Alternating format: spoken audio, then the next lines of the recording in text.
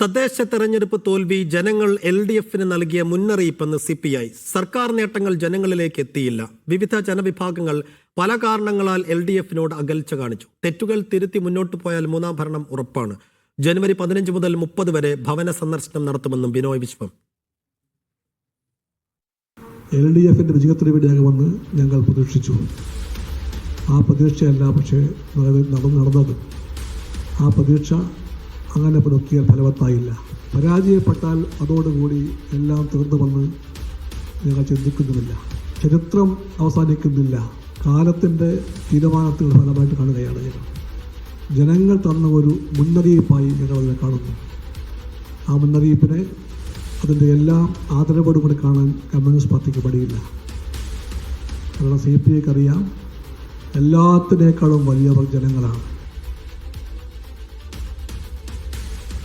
സുനിൽ ഐസക് വിശദാംശങ്ങൾ നൽകും. സുനിൽ, തോൽവിയോ ഭരണവിരുദ്ധ വികാരമോ അംഗീകരിക്കാനോ സമ്മതിക്കാനോ CPM തയ്യാറാകാതിരിക്കുമ്പോഴും മറ്റൊരു വഴിക്ക് നീങ്ങുന്നു CPI. അകൽച്ച, പല ജനവിഭാഗങ്ങൾ പല കാരണങ്ങളാൽ LDF സർക്കാരിനോട് അകന്നു നിന്നു. അത് തിരിച്ചറിഞ്ഞ് പ്രവർത്തിച്ചാൽ തിരിച്ചു വരാൻ കഴിയുമെന്ന ശുഭാപ്തി വിശ്വാസം കൂടി ബിനോയ് വിശ്വം പങ്കുവെക്കുന്നുണ്ട്.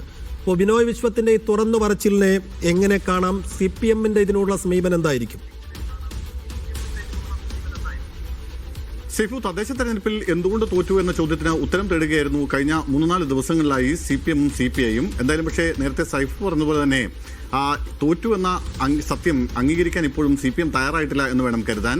വലിയ കാര്യമായ തോൽവി ഉണ്ടായിട്ടില്ല, തിരിച്ചടി ഉണ്ടായിട്ടില്ലെന്നാണ് CPMന്റെ സംസ്ഥാന നേതൃയോഗങ്ങൾക്ക് ശേഷം സംസ്ഥാന സെക്രട്ടറി പറയുന്നത്. പക്ഷേ തോൽവി അംഗീകരിക്കുകയാണ് CPI ചെയ്യുന്നത്. അതിന് പല കാരണങ്ങൾ പറയുന്നുണ്ട്. അതിൽ പ്രധാനപ്പെട്ട കാരണമെന്ന് പറയുന്നത് സർക്കാർ വിരുദ്ധ വികാരം ഉണ്ടായി എന്നത് തന്നെയാണ്.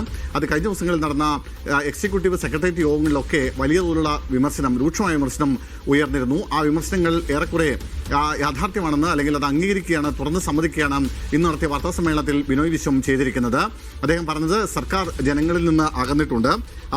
അതായത് സർക്കാരിൻ്റെ നേട്ടങ്ങൾ പൂർണ്ണമായും ജനങ്ങളിലേക്ക് എത്തിക്കാൻ കഴിഞ്ഞില്ല. അത് വലിയ വീഴ്ചയാണ്. ആ വീഴ്ച സമ്മതിച്ചുകൊണ്ട് തന്നെ വേണം മുന്നോട്ട് പോകാൻ.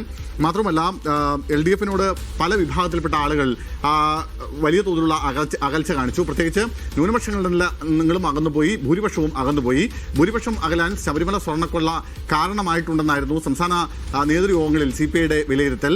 എന്നാൽ CPM ഇപ്പോഴും ശബരിമല സ്വർണ്ണക്കൊള്ള തിരിച്ചടിയായി എന്ന് അംഗീകരിക്കാൻ തയ്യാറായിട്ടില്ല. മാത്രമല്ല ഭരണവിരുദ്ധ വികാരമില്ല എന്ന നിലപാടുമാണ് ഇപ്പോഴും CPM സ്വീകരിക്കുന്നത്. എന്തായാലും അതാത് പാർട്ടികൾ ഈ തെരഞ്ഞെടുപ്പ് തോൽവിയെക്കുറിച്ച് പാർട്ടികൾ എന്ന നിലയ്ക്ക് തന്നെ പരിശോധന നടത്തട്ടെ. അതിനുശേഷം LDF എന്ന നിലയ്ക്ക് ഇരുന്ന് ഇത് വിശദമായി ചർച്ച ചെയ്യാമെന്നാണ് കഴിഞ്ഞ ദിവസം ചേർന്ന LDF യോഗത്തിൽ തീരുമാനമായത്. അതനുസരിച്ചാണ് ഇപ്പോൾ അതാത് പാർട്ടികൾ ഈ തദ്ദേശ തെരഞ്ഞെടുപ്പിലുണ്ടായ തോൽവിയെ സംബന്ധിച്ച ചർച്ചകൾ നടത്തിക്കൊണ്ടിരിക്കുന്നത്. ഇത് അടുത്ത ആഴ്ച ജനുവരി ആദ്യ വീക്കോടുകൂടി ഒരു LDF യോഗം വിളിച്ചു ചേർക്കും. ആ യോഗത്തിൽ അതാത് കക്ഷികൾ അവരുടെ കണ്ടെത്തിയ കാരണങ്ങൾ വിശദീകരിക്കും. അതിന് CPM എങ്ങനെയാണ് നേരിടുക, അല്ലെങ്കിൽ CPMന്റെ പ്രതികരണം എന്താകും എന്നാണ് കാത്തിരുന്ന് കാണേണ്ടത്. ശരി സുനിൽ.